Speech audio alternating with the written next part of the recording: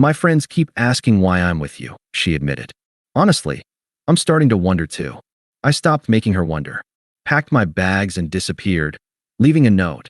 Now you and your friends can wonder together why you're alone. Hey viewers, before we move on to the video, please make sure to subscribe to the channel and hit the like button if you want to see more stories like this. Thanks.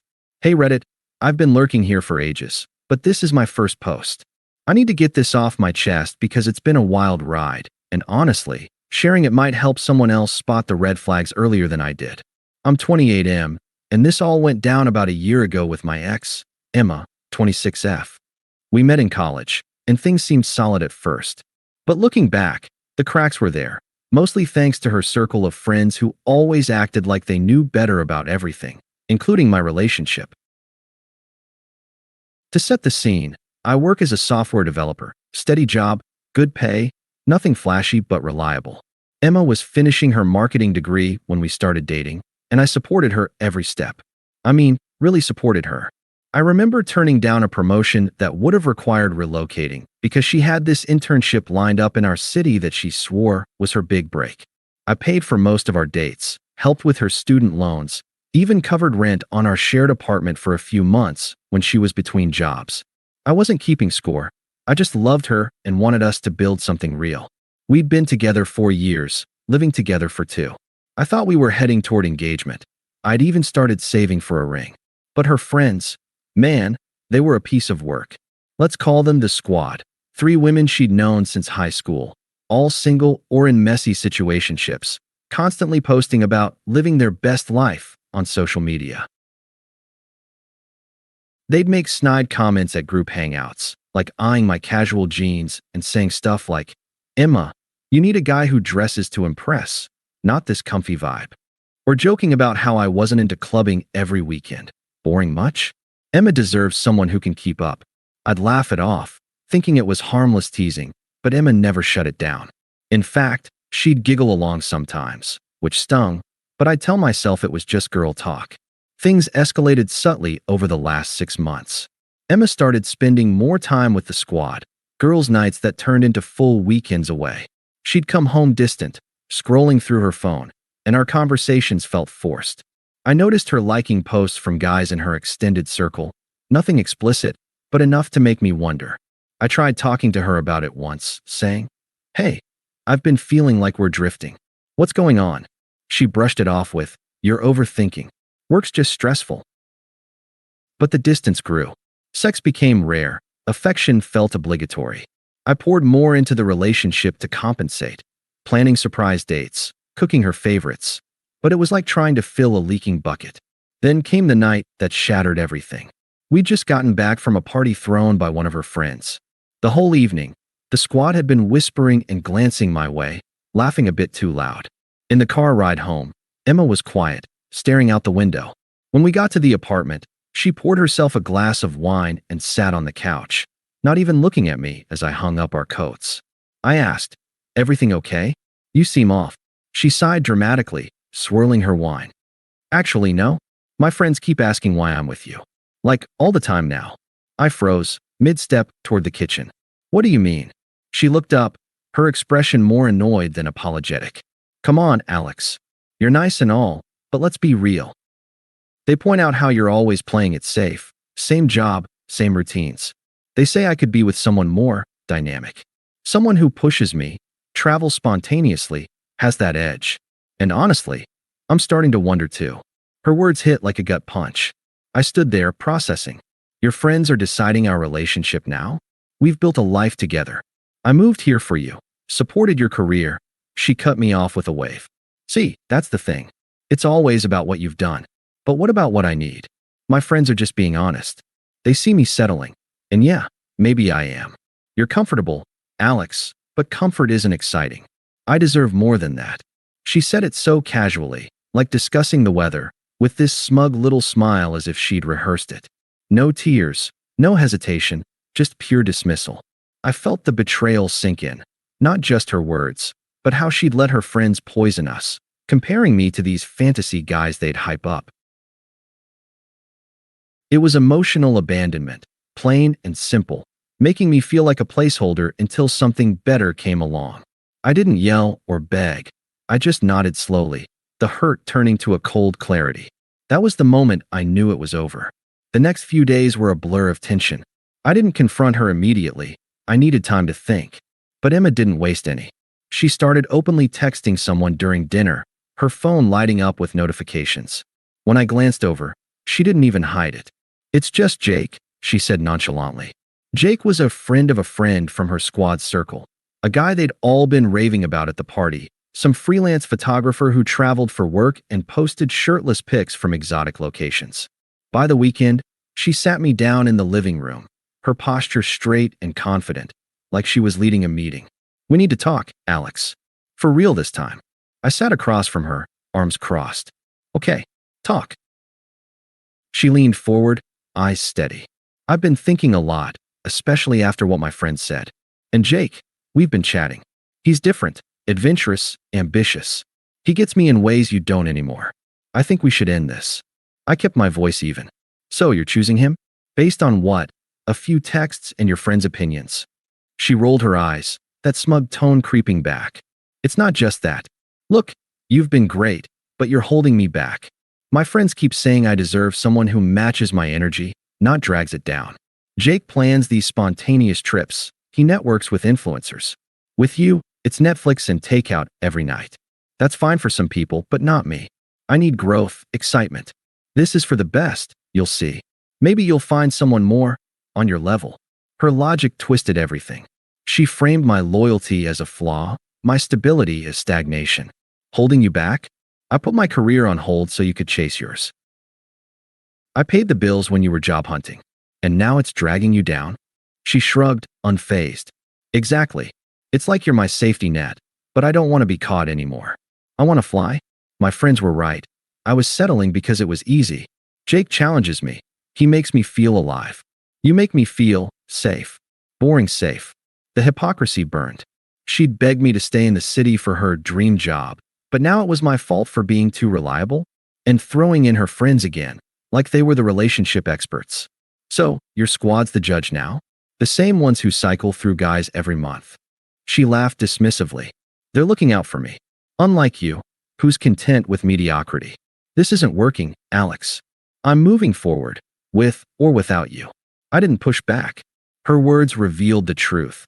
She'd been emotionally checking out for months, manipulating the narrative to justify it. Publicly, too, she'd already posted a vague story online about embracing change, with likes from Jake and her friends. It was humiliating, like I was the last to know. But I stayed composed, no tears or pleas. "If that's how you feel, then yeah, we're done." She blinked, surprised I didn't fight. Just like that. Just like that. Inside, the confusion raged. How could 4 years end over gossip and comparisons? But outwardly, I was ice. That night, she packed a bag and left for a friend's place. Jake's, I later learned. The apartment felt empty, her smug justifications echoing in my head. I didn't sleep much that night. The betrayal replayed, her casual cruelty, the way she'd weaponized her friend's words to make me feel small. But by morning, something shifted. I wasn't going to beg or confront. I'd just detach. Why fight for someone who saw me as a stepping stone? While she was out, I methodically packed my essentials: clothes, laptop, a few books. I transferred my half of the rent to her account, canceled our joint streaming subscriptions, and changed my phone plan to remove her. No drama, just practical steps. I left the furniture we'd bought together. Material stuff didn't matter anymore. On the kitchen counter, I placed a simple note. "Emma, you and your friends can wonder together why you're alone now. Take care." It wasn't meant to be petty, just factual, a quiet mic drop. I didn't want revenge, I wanted out. I blocked her number, her socials, and even her friends' accounts to avoid the noise. Then I grabbed my bags, locked the door behind me, and drove to a buddy's place across town. He let me crash on his couch. No questions asked at first. That silence was golden. I needed space to process the unfairness, the way I'd been undeservedly discarded like yesterday's news. For the first week, I ghosted the world. No updates, no explanations. Mutual friends texted, confused. "What happened?" "Emma's saying you just vanished." I replied briefly. We split. That's it. Internally, the confusion hit hard. Why had I sacrificed so much for someone so quick to bail? But I didn't dwell in anger. I started rebuilding, one small step at a time. The first few weeks after leaving were the hardest. I crashed at my buddy Mike's place, a small spare room in his house on the outskirts of the city. No fancy setup, just a blow-up mattress and my laptop. But it was quiet, and that's what I needed. The silence hit different without Emma's constant chatter or her phone buzzing with squad updates. At first, it amplified the confusion. Why had I let it get this far? How could 4 years dissolve because of her friend's whispers? It felt so unfair, like I'd been playing a game where the rules changed midway, and I was the only one not clued in. I'd lie awake replaying flashbacks, like the time early in our relationship when she got that marketing internship. It was unpaid, so I picked up extra freelance coding gigs to cover our bills. I'd come home exhausted, but she'd greet me with a hug and say, "You're my rock, Alex." Or when she wanted to pursue that online course for her career boost, I footed the bill without a second thought, even dipping into my savings. "We'll build our future together," she'd promise. But looking back, those sacrifices were one-sided. I gave up a chance to join a startup team that could have skyrocketed my career, all because she didn't want to move. And for what? To be labeled boring by people who didn't know me? The unfairness gnawed at me. I'd been loyal, committed, never raised my voice, never strayed. Yet she discarded me like an old shirt that didn't fit her vibe anymore. Her smug words echoed. "My friends are right. I'm settling." It made me question everything. Was I really that predictable? Did stability equal stagnation? I felt vulnerable, exposed, like the betrayal had stripped away my confidence. Mutual friends reached out sporadically, but their messages were laced with Emma's narrative. "She's saying you overreacted to a little doubt." I didn't engage much, just short replies to keep the peace. Internally, though, the pain was raw, a mix of anger and sadness that I'd invested so much in someone who valued gossip over us. But I didn't wallow forever. About a month in, I started piecing myself back together. I signed up for therapy, online sessions twice a week. The therapist helped unpack the manipulation, how Emma had used her friends as a shield for her own dissatisfaction, twisting my support into a flaw. "You weren't the problem," she said. "Betrayal like that reveals their character, not yours." It was a turning point. I hit the gym, something I neglected while prioritizing our routines. Weights, runs, classes, it cleared my head, built my body. My internal voice shifted from "what did I do wrong?" to "what can I control now?" Work became my anchor. With no distractions, I threw myself into projects. That promotion I'd passed on before? A similar opportunity popped up, a senior developer role with remote flexibility and a pay bump. I took it, no hesitation. Relocated to a new apartment downtown, nothing extravagant but mine. Furnished it simply, a desk for coding, bookshelves for the novels I'd always meant to read. I started hanging out with Mike's crew, guys into hiking and board games, low-key but genuine. No toxic judgments, just real conversations. For the first time in years, I felt free. The confusion faded, replaced by clarity. I'd dodged a bullet. Emma's dismissal had forced me to level up, and damn, it felt good. Flash forward a few months, and life was steady. I'd dated casually, but nothing serious, focused on me. The hurt lingered in quiet moments, but it didn't define me anymore. I was emotionally recalibrating, learning that loyalty deserved reciprocity. Little did I know, while I was rising, Emma's world was crumbling. It started with rumors from mutual friends around the 3-month mark. Emma and Jake, the adventurous photographer, had made it official quickly after I left. She'd moved in with him, posting pics of weekend getaways and captioning them with stuff like "finally living free." But cracks showed fast. Turns out Jake wasn't the dream guy her squad hyped. He was unstable, bouncing between gigs, with a history of short flings. Friends whispered he'd drained her savings on investments that went nowhere, some sketchy photo equipment scheme. Then the abuse surfaced, verbal at first, controlling her socials, isolating her from even her toxic friends. He cheated openly, flaunting it online, which exposed her hypocrisy to everyone. Her downfall accelerated. At work, her reputation tanked when Jake's drama spilled over. She'd called out sick too often for his whims, missing deadlines. Got demoted, then let go. Financially, she was broke. I'd left the apartment in her name, but she couldn't afford it alone. Her squad? They bailed when the glamour faded. Turns out they thrived on her success stories, not her messes. Mutual friends stopped defending her after seeing the full picture. How she'd manipulated the breakup narrative, painting me as the villain. We had no idea she was like that. One texted me. Isolation set in. She was alone, regretting the excitement that turned toxic. That's when the reaches began. First, through unblocked channels. Email, since I'd forgotten that one. A month after her job loss, I got, Alex, hey, it's been rough. Jake wasn't who I thought. Can we talk? I miss what we had. I didn't respond. Then calls from unknown numbers, her borrowing phones, I guessed. One voicemail. Please pick up. I realize now my friends were wrong. You were stable. Good. I was stupid to listen. Let's meet for coffee. Still, silence from me. It escalated when her family got involved. Her mom and sister, who'd always been unpleasant, enabling her entitlement. Her mom called from her number. Alex, this is ridiculous. Emma's hurting. You owe her a conversation after everything. Her friends say you ghosted without reason. That's cold. I kept it brief. We split. No owed talks. But they persisted, her sister texting, grow up and face her. She's family to you still, right? Or are you too safe for emotions? The desperation peaked when she showed up at my new office building, must have sleuthed for mutuals. I was leaving for lunch when she approached, looking worn, messy hair, no makeup, clothes rumpled. Alex, wait, please. I stopped, composed. Emma, what are you doing here? Her voice cracked at first, eyes pleading. I need to talk. Jake, he's gone. Cheated, took my money, left me with nothing. I lost my job because of the stress. My friends ditched me, said I brought it on myself. But you were always there. I see now how wrong I was. Your stability wasn't boring, it was everything. Please, give me another chance. We can start over. I stood firm, no sympathy. You made your choice. Remember? Settling, holding you back. Your friends agreed. She shifted, desperation turning frantic. They were jealous idiots.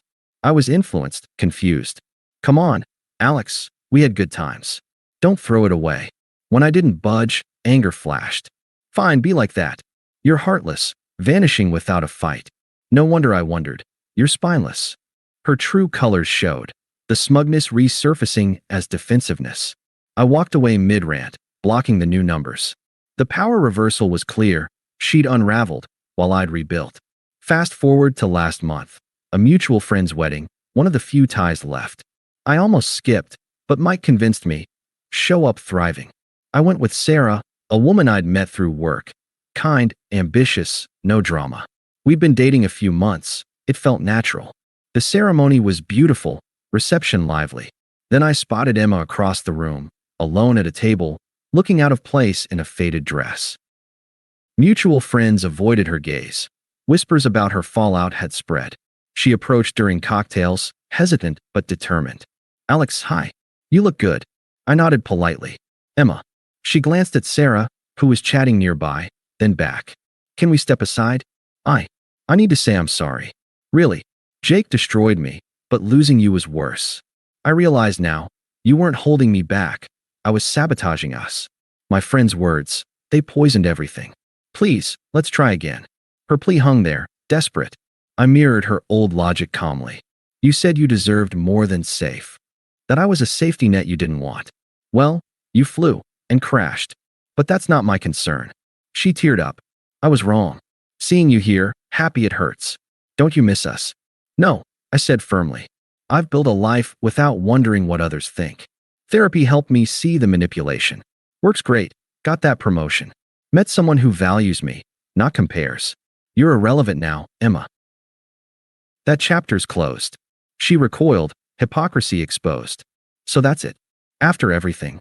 After everything you chose? Yes. Sarah joined me, linking arms casually, the upgrade clear. Emma saw it. Me thriving, her desperate. She muttered something angry and left, defeated. Walking away felt complete. No lingering care, just freedom. Thanks for watching. Make sure to subscribe to the channel and hit the like button. What do you think about this story?